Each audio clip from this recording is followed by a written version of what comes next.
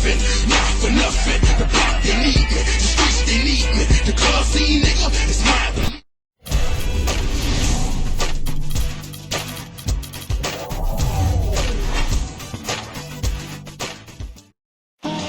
We're here in the windy city of Chicago, Illinois. A view there of its iconic storm. Michael, and now a quick check of our starting lineups for both teams.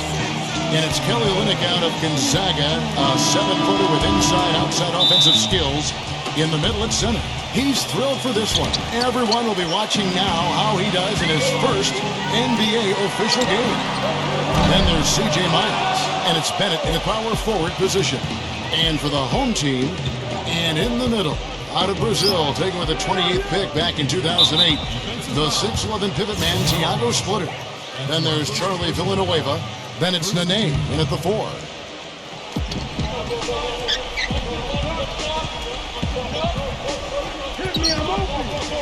Wiggins, covered by Barbosa. It's rebounded by Splitter. 1:29 left to play here in the first. Barbosa's shot is off.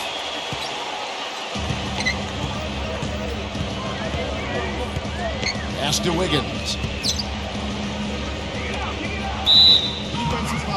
I think his ability to run the pick and roll is practically unrivaled. He sets great screens, hardly ever gets called, for moving his feet for an offensive foul, and then he reads the defender and makes a play from there. And once he rolls out of the screen, which he does quite well, he's flawless as a finisher if he gets the ball inside. Earlier, Doris Burke spoke with head coach Mike Brown. And what'd you find out, Doris? We went over the matchups in tonight's game, and when we came to Nene, he told me, now there's a player. You just don't find big men with that kind of body who's that light on his feet. I don't know if it's his soccer background, but the way he moves, it's awfully tough to stay between him and the iron. Guys, that's the goal, but we'll see if they're able to make it happen. Back to you. And thank you for that, Doris. Victor Oladipo, a 6'5" shooting guard out of Indiana. When you talk about athleticism, toughness, defense, grit, work ethic, those are the selling points. And I think that he'll be a stingy defender from day one. And as he continues to improve his shooting, Oladipo has a chance to be a star. Knocks it loose. Shoots from the baseline. It's all in by Villanueva. The defense better not make a habit of giving him that shot. I mean, he doesn't miss many of them. Back to Barbosa. The pass to Nene. Wide open. Another shot. It's rebounded by Olynyk. And the whistle blows. It's going to be on Charlie Villanueva. That's his third foul so far. Bonus situation in effect, so he'll head to the free throw line for 2. And good on the second, so he makes them both. Boy, that was solid. I'll tell you, he's one of the best there is up there at the foul line. Left side, Garcia. And that one's on target from the wing. Garcia's got his first bucket in this one. Thompson for 3. And released it in time, but it's off the mark. So it's a tie game as we end the first. And back in a moment as we'll get underway with quarter number 2.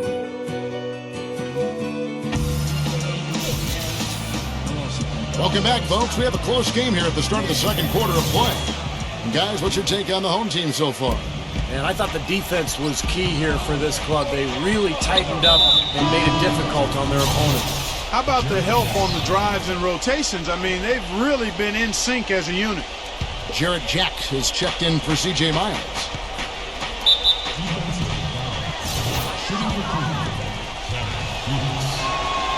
That free throw missing.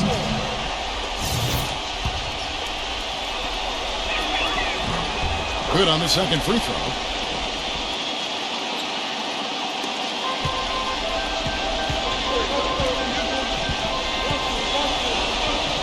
The dish to Machado.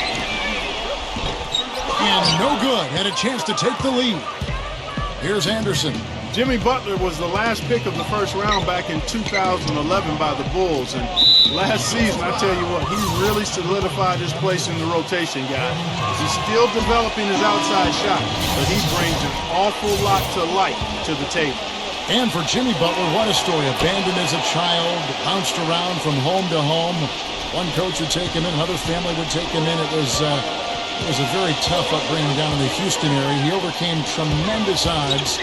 And to be where he is today with the great attitude after a short time at Marquette, it speaks volumes of his character. Well, it sure shows in his play, doesn't it? I mean, just the way he hustles and draws fouls, rebounds, defends. He can guard multiple positions out there. You just love his overall game and his toughness and what he brings to this team. Anderson outside. Feeds it to Joseph. Clock at 6. Joseph off a pick from Zucker. And it's off the back rim. No good. When he's wide open like that, he'll rarely miss those.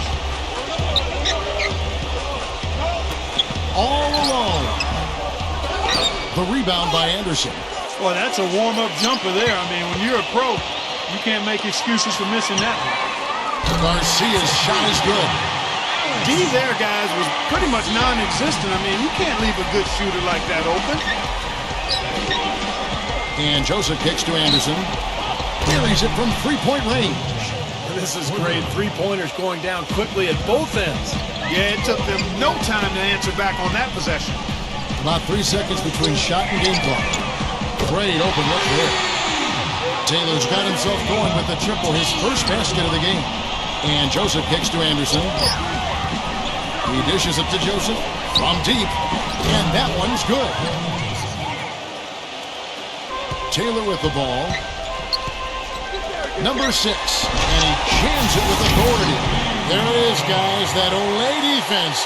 Just watching him go, Clark, right by. I think we might be seeing which team is ready to take control of this game. Yeah, that's a dunk that could absolutely get them going. I agree, Clark. So a tie game here as we finish the first half. And coming up after the break, And now, brought to you by Sprint.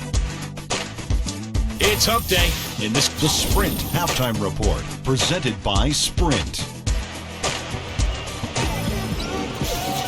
And now the start of the second half. Neither side jumping out ahead through the first 2 quarters. You have to like what we're seeing so far from Garcia.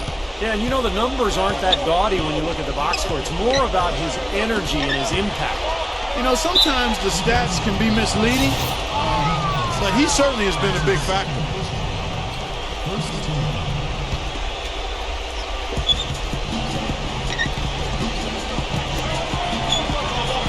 Number 11. Good, and the assist goes to Nash. He has 6. Well, I'm going to drop a little knowledge on you here, guys. Not sure if you're familiar with the 180 Club, but it's players who've had a season shooting 50% from the field, 40% from long range, and 90% from the line. You add those up, that's 180. Nash had done it 4 times, and I think last season should qualify as his 5th. He's got 44% from 3, 92% from the line, and 49.7% from the field. I round those numbers up, so that's a 50-40-90 season in my book. And let's now go to the sideline. We'll catch up here with Doris Burke. Doris? Well, guys, as everyone knows, Anthony Bennett was the #1 overall pick this season. And with the rise of the three-pointer in the NBA, the value of the so-called stretch 4 has never been higher. Stats have shown that playing 4 long-range shooters on the court at one time is a huge advantage for an offense.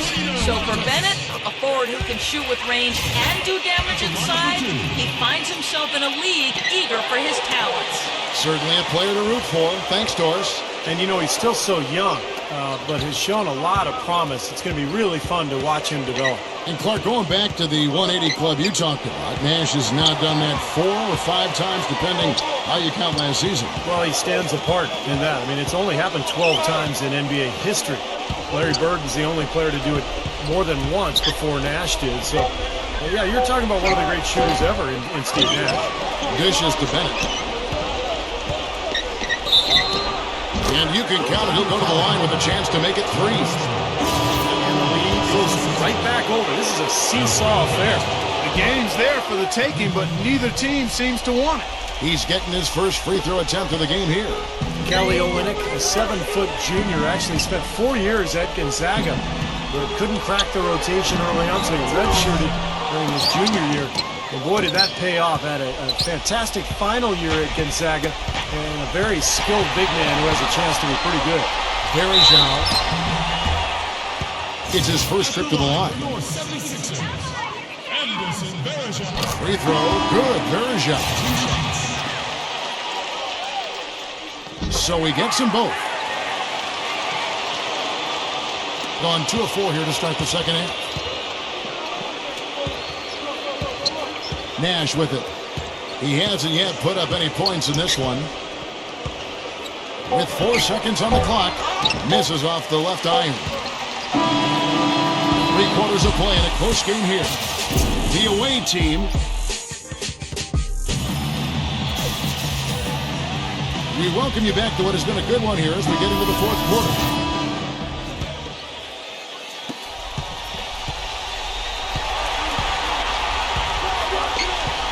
Burgess passes to Barbosa. A 3-ball, and the shot is good. Well, you hate to see a guy suffer through a game like this, but his team is winning. Passes it to Wiggins. Leads him in there, and he makes good on the layup. This has been a terrific contest up to this point, and I would guess it's going to stay this way all the way to the end. Great matchup. Probably so. Neither team wants to give an inch.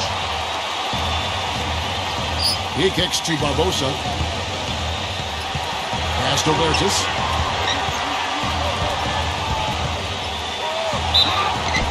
And he was fouled on the way up. 2 free throws now for him.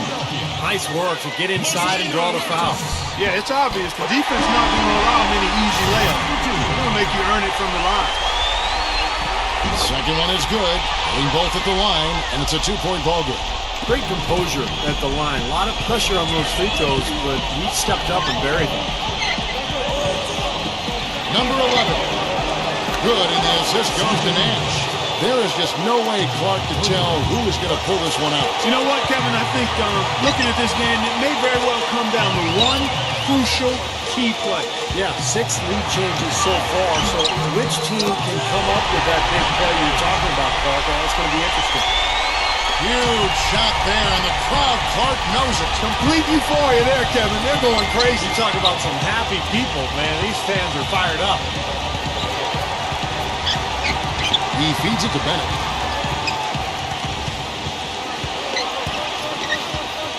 And there's the call on the name. That is his first foul of the game. There's 45 seconds left in the fourth quarter. Shot clock at 6. Number 11. Buries it. A crucial basket. They needed it, and he gave it to them. Around 41% on the night.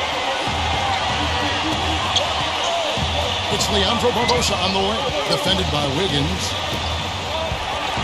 Passed in a nay. And a foul called on the shot. Got him on the way up that time, so he'll shoot 2 right here. Well, they did have a foul to give, but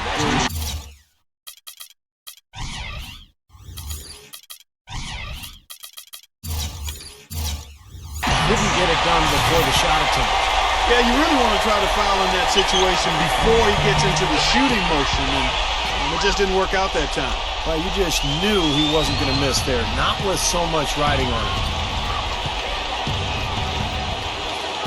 Nash outside.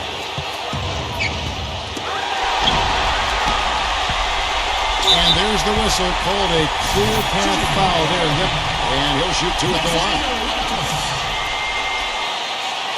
He drops the first one, and that will put them up by 2. So he goes 2 for 2 at the line, and it's a 3-point game. That last free throw was critical. Their only choice now is to go for the 3 to tie. And now they foul and stop the clock.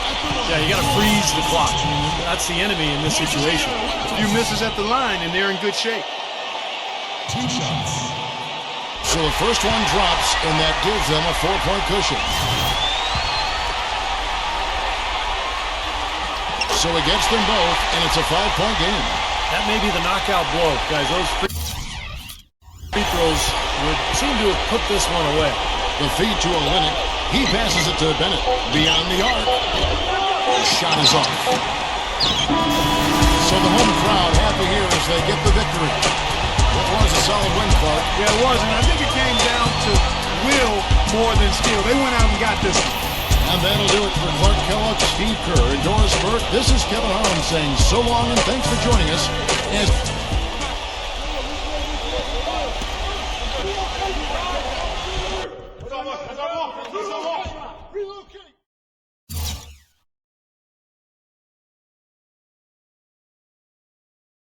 Work it, make it, do it, makes us